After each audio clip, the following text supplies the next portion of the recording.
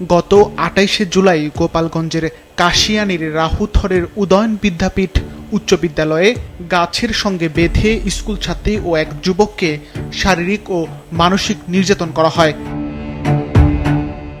নির্যাতনের ভিডিও সামাজিক যোগাযোগ মাধ্যমে ছড়িয়ে পড়লে বিষ পানে আত্মহত্যার চেষ্টা করে ওই ছাত্রী। পরে ওই স্কুল ছাত্রীকে হাসপাতালে ভর্তি করা হলেও চিকিৎসা না দিয়ে নিয়ে যায় তার পরিবার।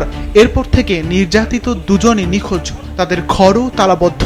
আমার সহপাঠীর সঙ্গে যে ঘটনা ঘটছে এই ঘটনার যেন আমার অন্য সহপাঠীর সাথে না ঘটে, এটি আমার কর্তৃপক্ষের কাছে আবেদন।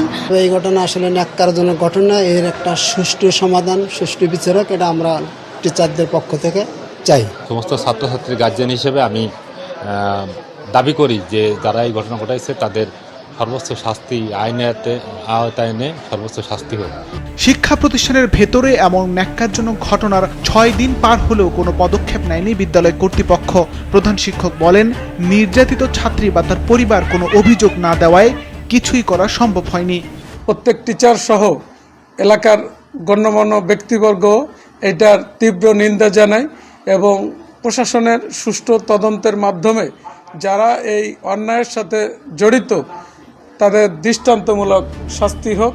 সামাজিক যোগাযোগ মাধ্যমে ব্যাপক প্রচারের পর রবিবার ভোরে পুলিশ নিজ উদ্যোগে অভিযান চালিয়ে মাদারীপুর জেলার রাজৈর থেকে নয়ন গোলদার নামে এক ব্যক্তিকে আটক করে।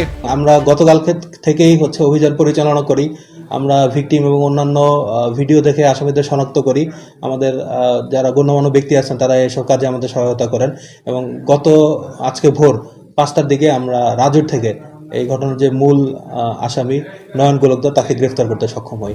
এমন ঘটনার দৃষ্টান্তমূলক শাস্তি দাবি করেছেন স্কুলের শিক্ষক, শিক্ষার্থী ও স্থানীয়রা। সিফাত রহমান, মাছরাঙা নিউজ ডেস্ক।